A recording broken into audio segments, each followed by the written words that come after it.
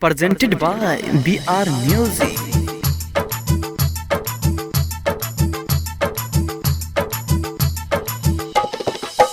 दर्शन दिया है जगन सोरी मैया बिना लिया पुकार लाके हम एलाहू अरहुल के महला पूजा कर लिया स्वीकार है।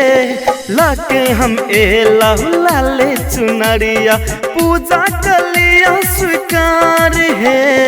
पूजा कर लिया स्वीकार है। लाके हम एलाहू अरहुल के महला पूजा कर लिया स्वीकार है। लाके हम एलाहू लाले चुनरिया पूजा कर लिया स्वीकार है।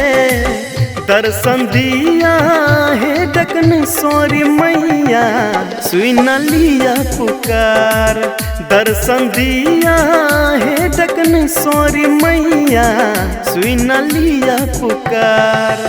सुन लिया पुकार।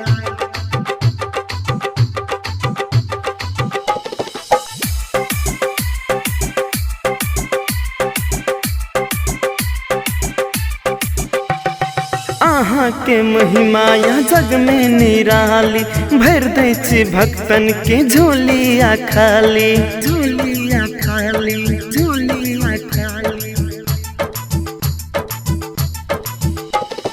आहा के महिमाया जग में निराली भर दे छी भक्तन के झोलिया खाली। स्वर्ग से सुंदरिया द्वार दर्शन दिया है डकने सोरी मैया सुन लिया पुकार। दर्शन दिया है डकने सोरी मैया सुन लिया पुकार। सुन लिया पुकार।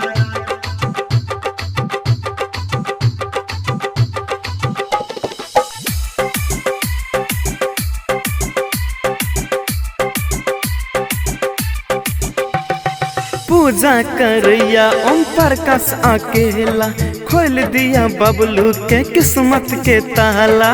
किस्मत के ताला किस्मत के ताला।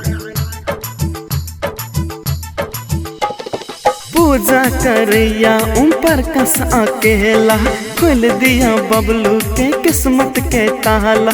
जिंदगी लगैया अनहार दर्शन दिया है डकने सोरी मैया सुन लिया पुकार।